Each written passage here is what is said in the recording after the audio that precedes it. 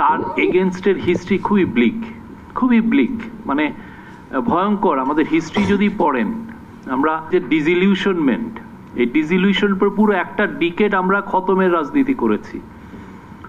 খুব সিরিয়াস আলাপগুলো হয় নাই। আমাদের ইয়াং যারা রিপোর্টার ছিলেন, ইয়াং যারা ফাইন্যান্স মাইন্ড ছিলেন, তারা ছোট ছোট পার্টি করেছেন, আন্ডারগ্রাউন্ডে গেছেন কেউ, আর যারা গভর্নমেন্টে ছিলেন তারাও একটা থাগিস বাহিনী বানিয়েছেন, একটা জনগণের উপরে একটা ভয়ঙ্কর রকমের একটা ফ্যামিন চাপিয়ে দিয়েছেন। মানে আপনি যদি পুরো 70-এর দশকটা দেখেন, এটা খালি খুনাখুনির দশক। এ ওকে খুন করছে, এ ওকে খুন করছে। এবং এটার বইগুলো, আশরাফ ভাই নিজে এটার উপরে একটা বই আছে, আমি যদি ভুল না করি। তা আমরা ওই সময় কোনো রিফর্মের কথাগুলোই ছিল না। পরে জিয়াউর রহমান এসে এক ধরনের ডিসিপ্লিন উনি ইম্পোজ করলেন, আমি বলতে পারবো। ওনার ভীষণটা সত্যিকার অর্থে, যেটা লরেন্স জিরিং বলেন যে আধুনিক বাংলাদেশের যত ইনস্টিটিউশন মোস্টলি তার সময় বিল্ড আপ করা। এই পরে যে আপনি দেখেন, আমরা ওই সময় কিন্তু এটা ফেল করেছি।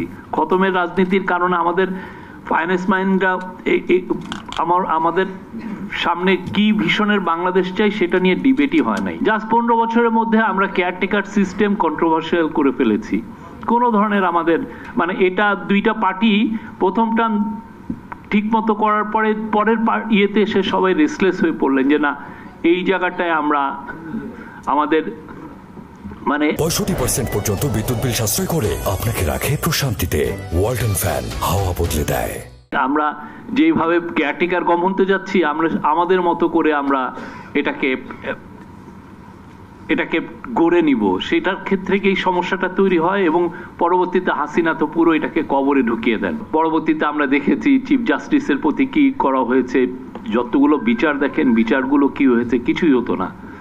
তো আমরা এখন যেই জায়গায় এসছি, 15 বছরের একটা মহৎ একটা গ্লোরিয়াস আন্দোলনের কারণে আমরা এই জায়গাটা এসছি। এবং আমরা কি সেই আগের জায়গায় ফিরে যাব কিনা, আমরা কি আবার এই যে আমাদের মধ্যে যে রেস্টলেস মাইন্ডগুলো আবার চারা দিয়ে উঠতেছে, আমরা কি সত্যিকার অর্থে রিফর্মটা করতে পারবো কি করতে পারবো না, এটা এখন বিগ ইস্যু। এই রেস্টলেসনেস আমাদের সোসাইটিকে আমি দেখতেছি যে এটা ডিভোর করছে। সবাই সকালে উঠে দ্য অ্যামাউন্ট অফ মেসেজ আমি পাই, আমার রাত 1টা-1:30 পর্যন্ত এই মেসেজের উত্তর দিতে হয়, গভর্নমেন্ট কোন দিকে যাচ্ছে, কোন, আর সাথে আছে ধরেন বর্ডারের ওই পারের থেকে এক ধরনের কোঅর্ডিনেটেড ম্যাসিভ একটা ডিসইনফরমেশন ক্যাম্পেইন। আপনি কতগুলো, মানে আপনি ব্যাটেল মানে কত দিক দিয়ে করবেন। একেতে হচ্ছে ডায়াসপোরা একটা রেস্টলেসনেস আপনাকে দিচ্ছে, প্রতিদিন একে সরান ওকে সরান, একে আনেন ওকে আনেন। আমি একজনকে ক্রিমিনাল বানাচ্ছি আসলে তারকে টর্চার করে তার থেকে কনফেশন এক্সট্রাক্ট করে।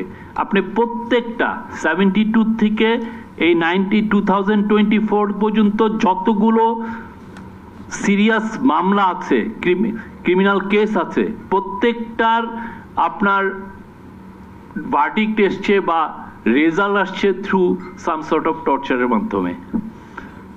কাউকে আমি টর্চার করে তার থেকে কনফেশনাল স্টেটমেন্ট দিয়েছি এবং সেই অনুযায়ী আমি আমার এটা একটা ম্যাসিভ ফেলিউর। আমাদের পুলিশ ব্যবস্থাতে একটা পুরোটা ইনভেস্টিগেশনটা আছে হচ্ছে আপনার কনফেশনের উপরে।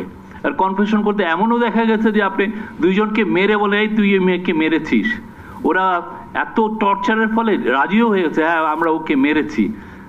তারপরে ওদেরকে যখন ট্রায়ালের সেন্টেন্সিং আসলো, তাদেরকে ডেথ সেন্টেন্স দেওয়া হলো।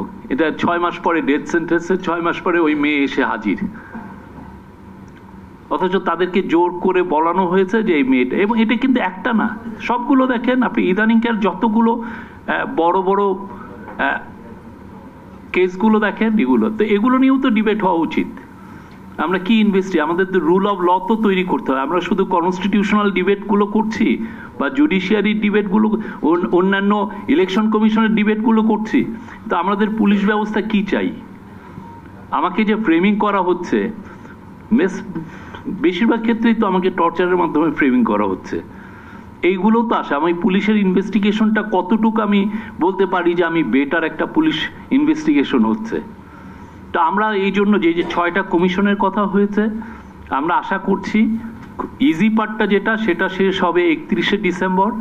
31শে ডিসেম্বরের পরে আমরা সবাই মিলে ওইটা নিয়ে আমরা ডিবেট করব, সবাই মিলে আমরা ডিবেট করব। ওইটারই একটা আজকের আয়োজন এবং খুবই ফ্যান্টাস্টিক আয়োজন, এবং আমাদের তরফ থেকে আমরা যতটুকু ফ্যাসিলিটেশন করা উচিত এটা করব।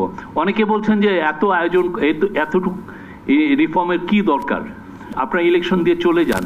কিন্তু সত্যিকার অর্থে কি, আপনি যদি সারা বাংলাদেশটা ঘোরেন, আমি পুরো বাংলাদেশটা মোটামুটি আমার ঘোরা আছে, দেখবেন যে প্রতিটা ওয়ালে ওয়ালে রাষ্ট্র মেরামতের গল্প আছে, প্রতিটা ওয়ালে ওয়ালে লেখা আছে রাষ্ট্রটাকে মেরামত করতে হবে।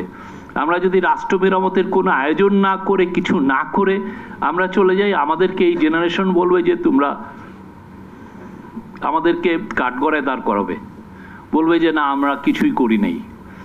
যে মঈন আর ফখরুদ্দিনের প্রতি যে মানুষের যে রাগ, মূলত they couldn't deliver a single reform, বরঞ্চ খুব দ্রুত একটা হচপচ করে একটা সলিউশন করে তারা ভেঙে গেছেন।